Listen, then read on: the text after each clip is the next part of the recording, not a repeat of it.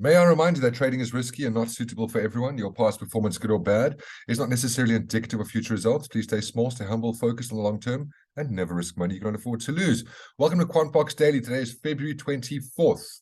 QuantBox, your global macroeconomic Quant-in-a-Box, a fundamental tool that gives you a fundamental bias across all the asset classes that you trade by combining economic data, COT data, retail sentiment, market heat map. It's absolutely brilliant. Interest rates, it's fantastic. You get everything that you're looking for in one place. It gives you a fundamental bias, which you can then exercise in the market using technical analysis. And a 1 week trial is just $7.90.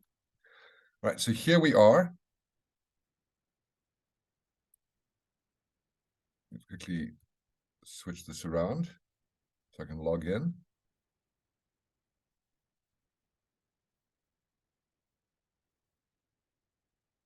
Uno momento while it loads.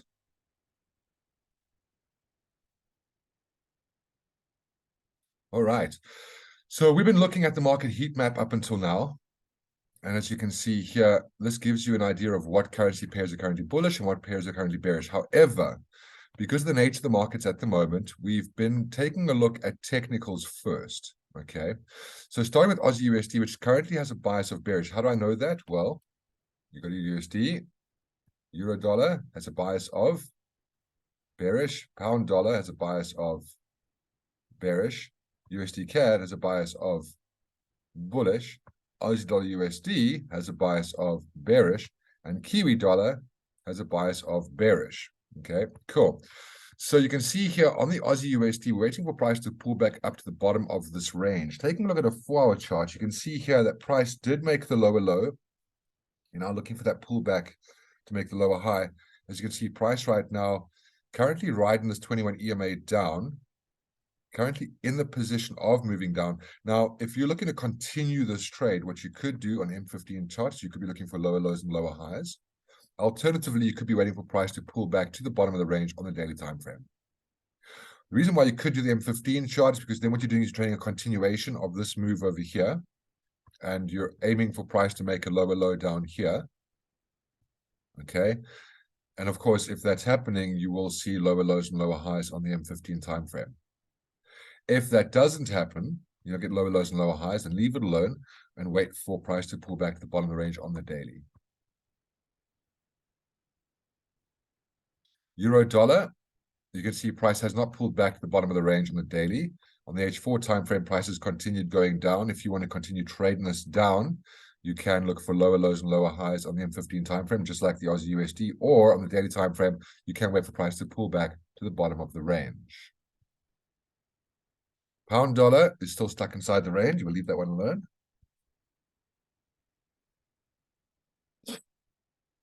Kiwi dollar currently kissing the bottom of the range over here. If you want to trade that and take that down, what you're looking for, you can see price is at 21 EMA. However, price has not made a lower low since. You can see here, no lower low, no lower low, no lower low. Concerning. If on the M15 time frame, however you want to trade this, look for lower lows, lower highs. I wouldn't touch this because right now you got price sitting inside a range on the 4-hour time frame. Okay. I'd rather look for opportunities on the other pairs. USD CAD breaking out. You can see we haven't pulled back to the top of the range. If you want to trade this, you can see price now currently ranging over here. But if you want to trade this, see price came down, 21 EMA, went a bit higher. Sitting around here, you could look on M15 time frame for a higher high, higher low. Or alternatively, wait for price to pull back down to the top of the range on the daily time frame. Taking a look at yen pairs, let's see if anything has changed since yesterday. Aussie yen, neutral. CAD yen, neutral. Euro yen, strong sell. Pound yen, neutral. Kiwi yen, neutral. Let's take a look.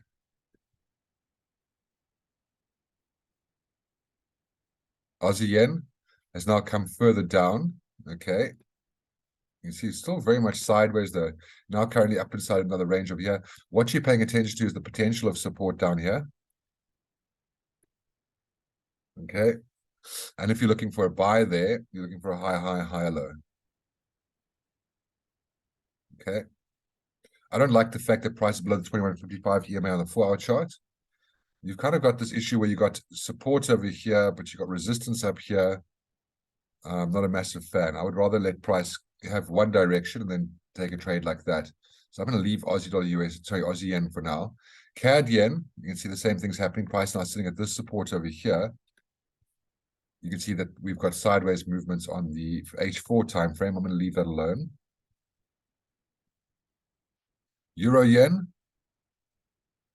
same thing as the rest. You got price coming down to support over here on the 4-hour time frame. Price is now below 21.55. Looks very sideways to me. I'm not interested in that.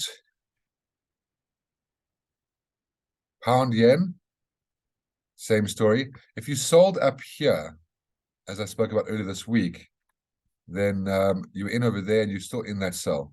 Okay. If you're looking for a buy here at support, then you're looking for a higher low in the M15 time frame.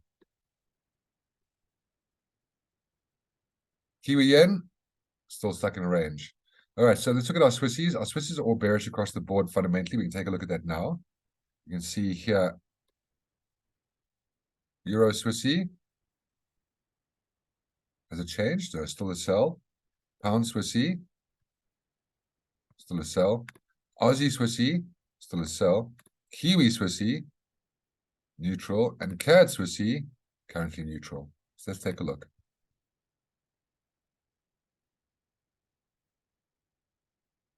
Aussie Swissy still stuck in the range. CAD Swissy still stuck in the range. Euro Swissy still stuck in the range. Pound Swissy still stuck in the range. And Kiwi Swissy now breaking, now pulling back up. So I said I wanted to see where this candle closed. Now notice how this candle is closed above the bottom of the range. Let's just drag the range over here. Kiwi Swissy's bias coming through neutral. If you're looking for a buy over here, for price to now touch the bottom of the range and continue going up, you could be looking for price to close the support at the bottom of the range.